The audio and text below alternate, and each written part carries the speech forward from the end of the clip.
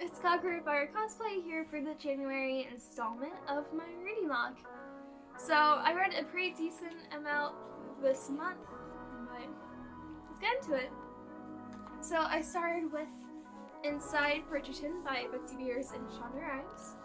And this is nonfiction all about the making of the TV show. So, I mean, it's great.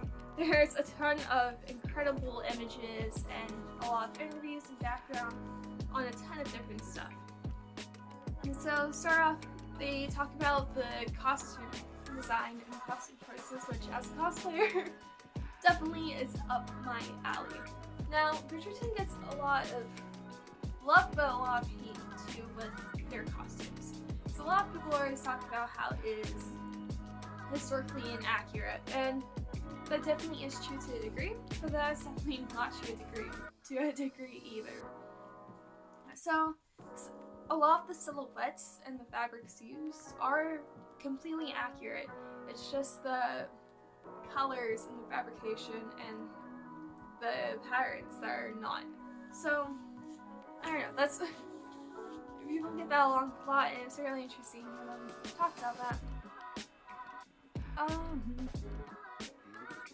I mean, they also go into corsetry too with the costumes, of how sometimes they'll use the short corsets or versus the long corsets. The long corsets are generally what you would wear with pretty much any dress, but for certain scenes they need more of a value with the characters, which is why they'll use short corsets so you can perform the scenes needed. They also talked about how they need to make a more distinctive show rather than a typical period drama to really make it stand out within the genre. So, which I think is true. I mean, there are so many shows that are forgettable on the front of design, whether it be costume or sets or anything. Whereas Bridgerton really takes it to another level. People compare things to Bridgerton despite Bridgerton being a little bit newer. And I think that says a lot. This is a lot in our memory and makes it more of a phenomenon rather than just another show. They also talk about the difference in the Bridgerton and Featherington houses, specifically the family dynamics, where the Bridgertons have a large family and they're very loving and very caring. Whereas the Featheringtons, it's a lot less than that. So you see a lot with Eloise and Penelope specifically. With Eloise, she's a bit more naive and more privileged, but she's very loved and she's very sheltered. Whereas Penelope, she has to grow up faster. She does not have that love. She does not have that consideration. She wants to leave the house as soon as possible. Whereas Eloise is more than a little bit content. So seeing them write those differences is interesting. They also go specifically in Curly Ryan Penelope, and she is my favorite character, so within Bridgerton, and that was really sweet to read. They talk about modernizing dance as well. So a lot of the dances they use are the traditional dances, but they changed it ever so slightly to make it more appealing to modern viewers to watch, just to fit the scenes and flow the show better. Now they do go into specific scenes too. Specifically, the scene in season 1 that is sexual assault, whereas might not come off as that a lot of the time, but definitely is. And within Netflix does give Bridgerton a little warning on each episode saying that it has sexual assault. And they talked about how they debated not including that scene to leave off that label because they also don't want to be presenting a bad message. But they also recognize that this is the time period, this is the story, and this is what needs to be told. And it's not often that you have a male character within that position too, and it definitely shows the negative aspects for that too and brings to light male assault as well. Then they also talk about the treatment of Violet's birthing scene for Heitzena, which is also pretty huge, and how difficult it is to write that, but also how you rarely get to see that type of female perspective with something as serious, and how just how much it took, and that's within season 2 during some Anthony flashback scenes. But yeah, I don't know, it's really important to have those scenes. They also do go into the hair and how incredibly detailed those wigs are, specifically with Queen Charlotte, and it's insane what they were able to accomplish with those hairs and those wigs. Phoebe Denver also has an interview specifically talking about one day on set when she was feeling a bit insecure, where she just woke up, she wasn't feeling confident and herself like everyone does. But it's hard to fathom that it's her because she's incredible. But I don't know, it's just really raw, very, I don't know, just a great thing that she's put out into the world. Especially specifically the scene she was talking about is the one in season 1 right before she meets the prince at the ball, where she's supposed to be absolutely stunning, absolutely competent, take away the show. And that's, if you're not feeling good, that's so hard to accomplish, but she absolutely did. So I know, it's really interesting to be able to see everyone does get those insecure moments, but you are confident, you just gotta believe it. And then we also talk about specifically Regency era sex, which might be uncomfortable for some people, but it's interesting because we like to believe that you can't show the ankles or it's the end of the world, but that's not historically accurate. It is for nobles. If you're not rich though, then that does not apply. If you're not rich, it's actually extremely common, and it goes into that, and that's just kind of interesting to read about that history and how they took it to new levels within Bridgerton. And then they just go into the absolutely incredible skill behind all these people. The writers, the directors, the props, the costumes, the score, the acting, absolutely everything is incredible. The crew, the camera, mics, whatever, all incredible. So if you are a Bridgerton fan, definitely check this out. It's great. So next, second book I read is Convenience Store Woman by Sayaka Murata. I read from January 4th to January 5th of 2023. So I was lied to about this book. And my apologies to the person who gave me this book if you see this. But I was told that this was funny. That's a lie. This is not funny. Not at all. But so this follows the life of a Japanese convenience store worker. It's incredibly melancholy in that sense, but it's interesting. So our main character definitely has a little bit more of a negative outlook on life, but you can't really blame her. So she's, I think, if I'm remembering correctly, in her mid-30s, and with Japanese expectations, if you're not married or have a more successful job than a part-time job at a convenience store, you kind of feel that life. So, I don't know, it sucks, but it goes into the melancholy life of a worker and going through the motions, but also the joy of having a routine within work, and how that can be satisfying and enough for some people. But of course, like I said, definitely does go into gender roles within Japan.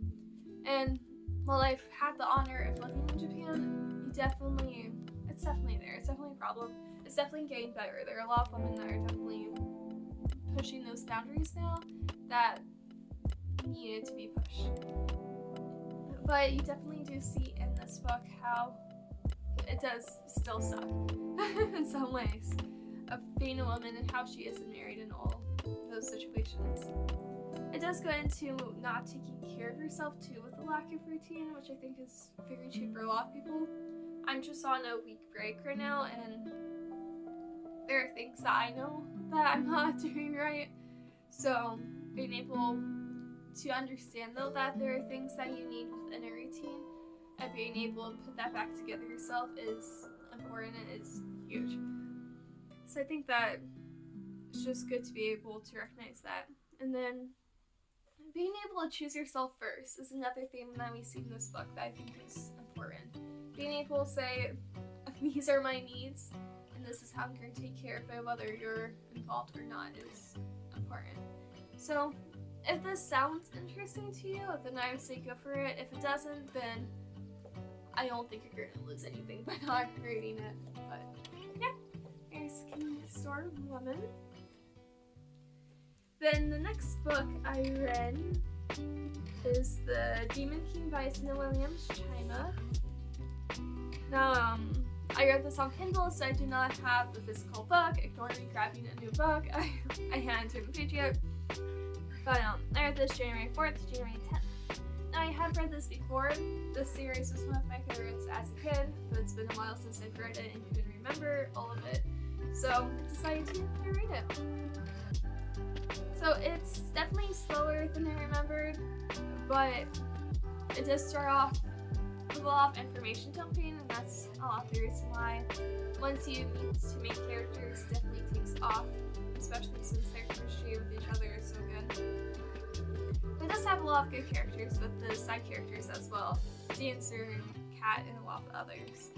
But yeah, I mean, the first book is definitely setting up a lot. You also see gender roles within this book with Razia and her being a princess and being forced into arranged marriage that she doesn't want, and just her future responsibilities. Oh, and the series does do something kind of interesting that I don't see in a lot of fantasy series, which is instead of having the traditional fantasy groups, it has more of an ethnic group type situation, which is just it's different and it's interesting to read for sure. The next book I read, I borrowed, so I also don't have it physically. It's The China Garden by Liz Berry. I did from January 9th to the 9th. Now, my apologies to those of you who let me borrow this because it's interesting. It's interesting. So it starts off with a lot of miscommunication trope, and I can't look at miscommunication trope. I am a very straight person. I like just communicating and being honest with everything, so having miscommunication is just not my forte. The characters aren't subtle with it either. They will straight up be saying something that others will be completely oblivious. And there's a lot of toxic relationships. So first we have the main girl with her current BF. It's not great. Look at her, it's like, it's not great. But this was written in the 90s, and you can definitely tell. Her relationship with her mom is also kind of rocky, because the whole plot of this book is that this girl and her mom are going to this house where her mom used to grow up with and spend lots of summers with to take care of the old man who lives there and whatnot. There's a whole bunch of going on behind the scenes between staff and stuff like that in the village that lives around there.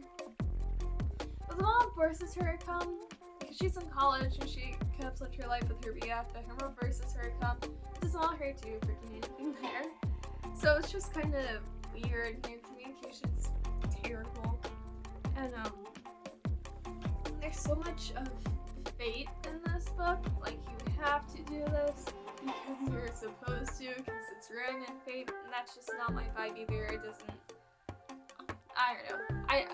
I have too much of the Exorcist in my life where like, fate can scare itself and that type of thing, so it's just not my vibe.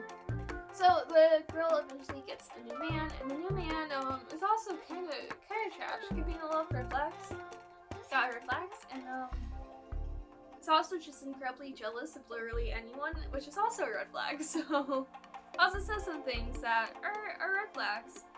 And then like we got a little bit of arranged marriage situation in this too, which is kind of garbage. And then we find out a pretty big fact that,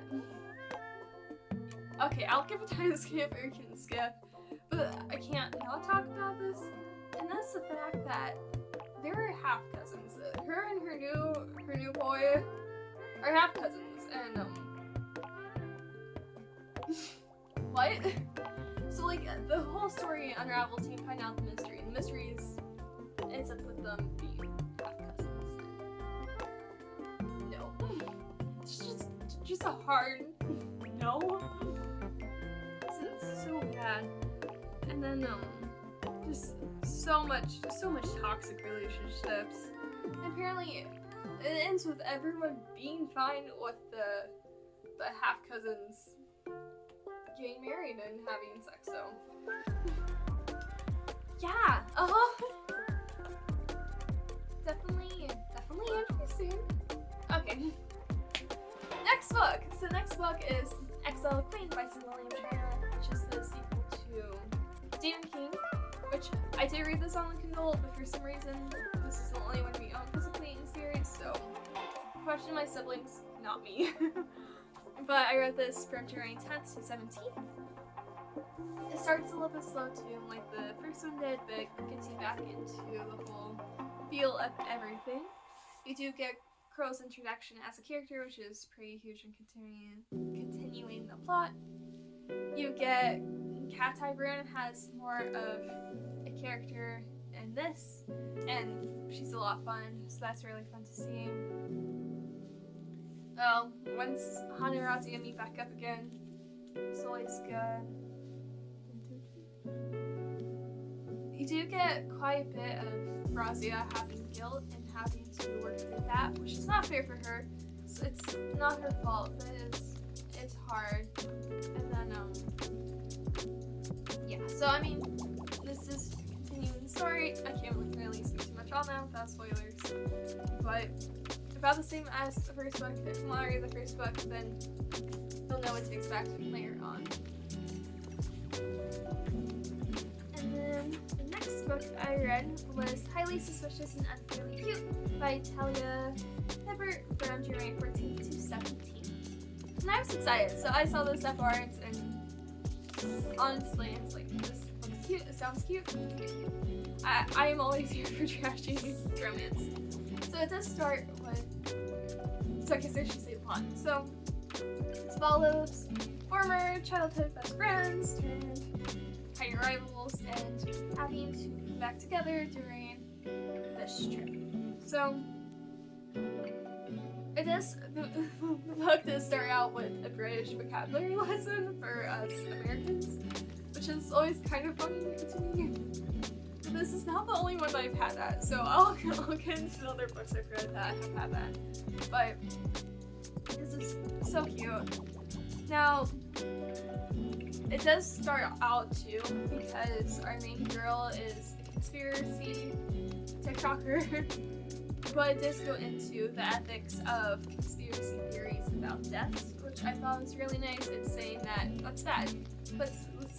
You can have your conspiracies, but let's keep away from the dead, which I think is a nice, respectful thing. It says a lot about her as a character.